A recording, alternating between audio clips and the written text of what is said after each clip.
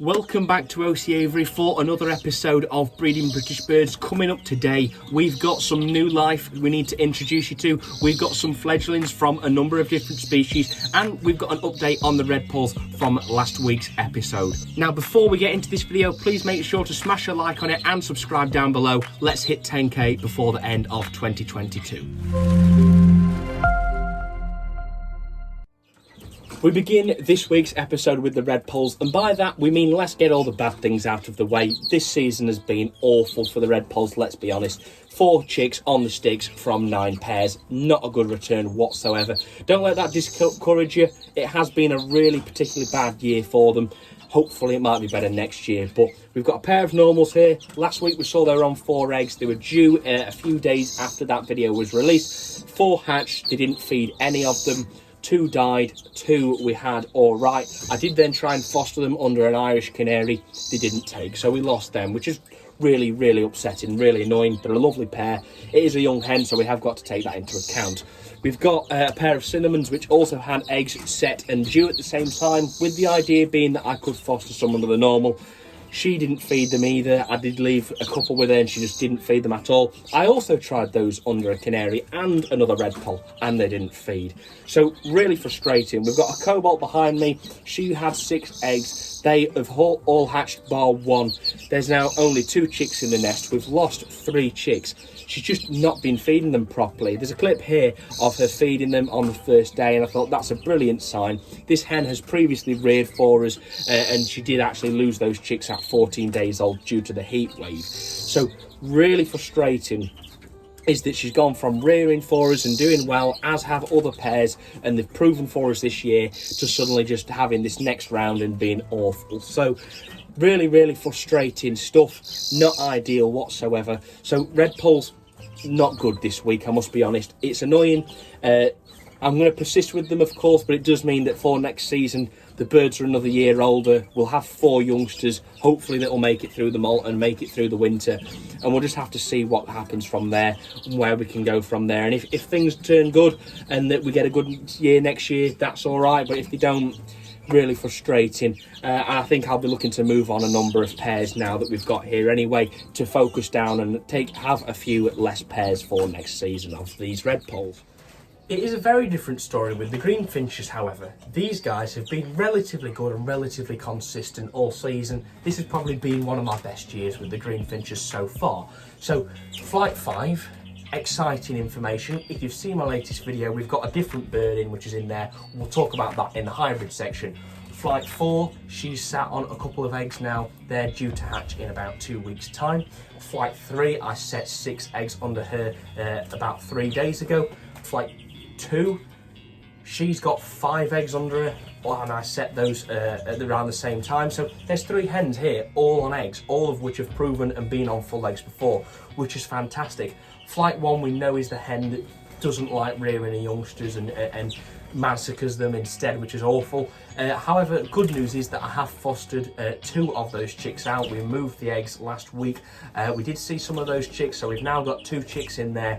They're about 5 or 6 days old, so they are doing well. They just need ringing soon, but the Canaries are doing a great job.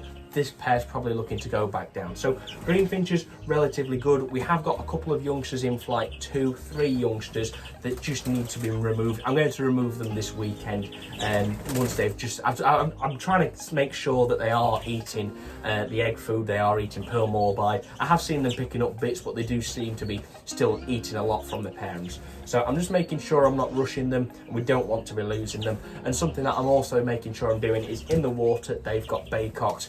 That is on 3 ml per litre, and that is for 3 days prior to me moving them away. We do increase the concentration slightly with green finches for the baycocks because they are rather prone to coccidiosis, also known as going light.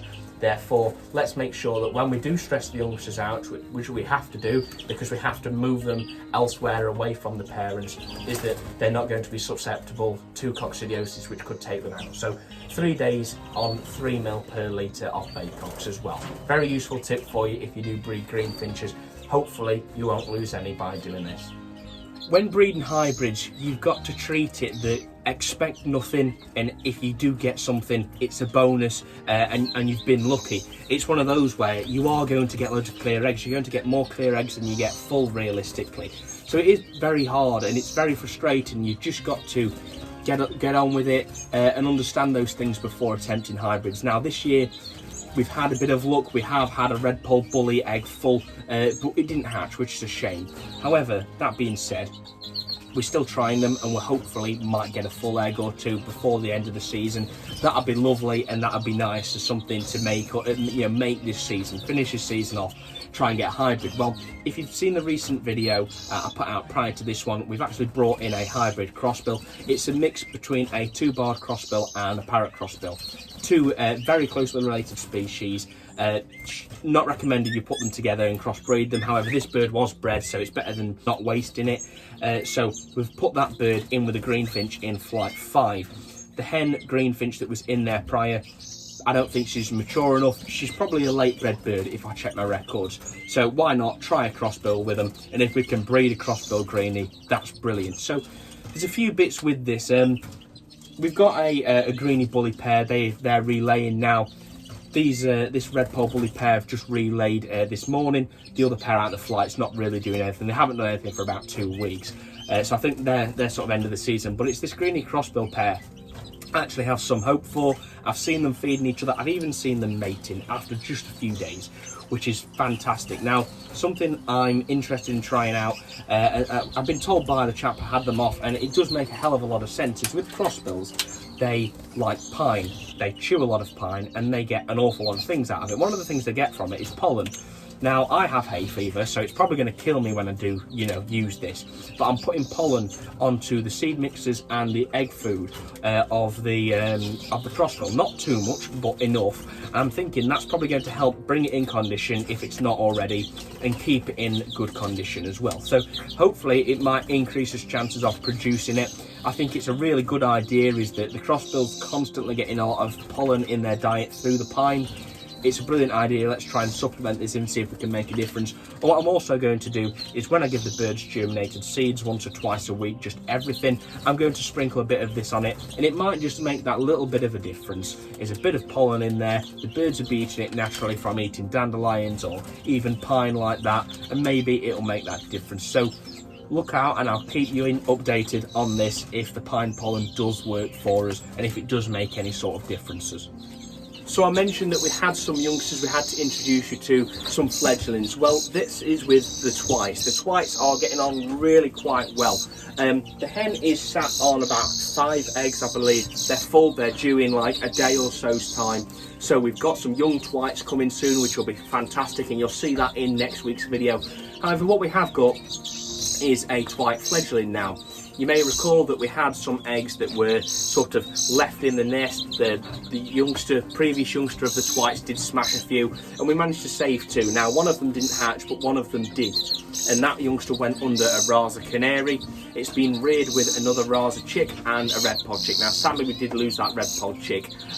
Not sure why. It wasn't getting fed enough, I believe. But we have got a baby twite that has fledged the nest with the Canaries now. It's been reared by the Canaries. It's been reared rather well. So it's had a bit of live food, which I've been giving them, and it's also had the egg food. It seems to have done absolutely fine, and now that chick is running about on the floor, jumping up on the perches and sitting in the nest. So that's the second twite for us this year. Great news. I'm looking forward to trying them and hopefully getting another pair or 2 for next season, so we can have a couple of pairs and maybe start to look to build a line of these twites. So a chick has now jumped the nest, so that's 2 baby twites that have actually successfully fledged, and then we've got some more due in a few days time, so you'll see that in next week's episode. So quite a few people have messaged me asking, Ollie, how are the bullfinches getting on? You've got a pair of native bullies and we haven't seen them in a few weeks. And to be honest, I've just been leaving them out of the episodes because they've just been doing nothing. We've had 1 egg from them all season, a week after we paired them up in May and put them in this cage. So nothing really too exciting with them. It's a shame, obviously, that they're a lovely pair, both young birds. But we've had 1 egg all season. The hen's not even shown any interest in going back to nest. I've tried changing the nest sites. I've tried different cover. I've took stuff out of the nest site. I've put that stuff back in the nest site. I've tried coconut fibre and everything, and they're just don't seem to be getting on to wanting to breed. So I think we're just going to have to try them next year. It's a shame because obviously they are a lovely pair, but nothing really updates on those. So sadly to say that we haven't got anything from the boys, unless they do click now, which I can't see them doing. I can't see us getting anything this season from them either. So just to let you all know, and hopefully you're not too disappointed from that, but there's always next season. The Canaries have been an absolute, beacon of hope for this season. Obviously, it's been a rather bad season for the native birds in general. I know most fanciers have had really bad seasons with them as well. Redpolls being the most disappointing. The greenies have been all right. Don't expect much from the hybrids, to be honest. They're that type of thing. The bullies have obviously been a bit disappointing as well. So really, up and down season, but the Canaries have been relatively consistent and brought that hope. Now we've got a Norwich which has recently jumped the nest. We saw that in last week's episode, and that was being reared by a pair of Portuguese Harlequins. The Portuguese have also had a chick jump the nest as well, so there's 2 chicks doing well there. Now it's about a week or so off, I believe, from wanting to be weaned. I'm just don't want to force it. Let's make sure it's eating by itself, and then once it's a bit more comfortable, that's fine.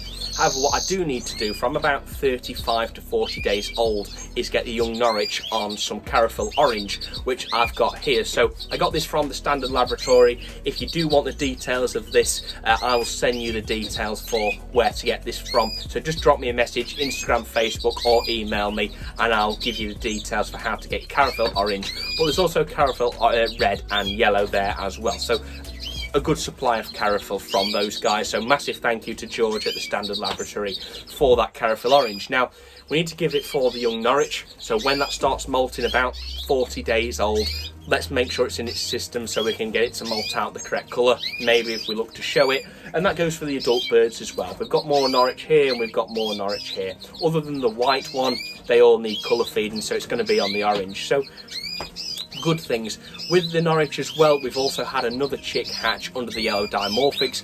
The hen behind a clear white with a clear yellow bird, they have had 4 eggs. 2 were full, 2 were sort of dead in shell or stopped developing rather early on, and 1 of them hatched. So that's under a pair of yellow dimorphics. It's about 3 days old, being fed well with a yellow agate opal chick as well. So that's great. It's looking like it could be a white Norwich as well. It was rather pink when it first hatched, so I'm not sure, but we'll find out next week. The yellow agate opals below them, they're doing rather well. They've got a couple of chicks now that we've rung, so there's 2 chicks in there. They're doing rather well. This is great. So we've got more yellow agate opals, just need to rebuild. We've got some yellow dimorphics here. They have just hatched out the first chick today. So there's a couple of their own eggs in there and some Irish eggs in there. The Irish, we did try and foster the Redpolls under, they just didn't take, so they're going to have to go for the last round. We've got another feeder pair of Canary and a Twite Mule. They're rearing 2 greeny chicks. They're doing well. And I have actually made up a bit of a crossbred Canary pair as well. They're doing well. So that's a yellow agate opal cockbird that I had spare with actually a clear yellow cinnamon sort of crossbred Fife hen. I want to try them. I just want to see what the youngsters might look like and if they'll be any good as feeders for next year. Just give us something to do for this final round. Is we'll see if we can breed off her and get something any good to us. So all right for the Canaries. We've moved a couple more youngsters off now, so the Irish have gone in the other young bird room now. They're doing rather well as another yellow agate opal and some other bits as well. So really quite good with the Canaries. I'd put head counts around 15 for this season so far, and that's relatively good considering that we've been using them as feeders for the most part, and a number of them are young birds as well. So there you are, guys. That's the end of this week's episode. Hopefully you've enjoyed it and found a couple more tips. I've left a couple of birds out this week. We haven't really seen much of the Finches. They're not doing much now, so I'm not going to disturb them too much. And it is relatively a bit of a quieter time of the breeding season now, as a couple of birds start to finish off that final round. A couple of them look like they've already finished.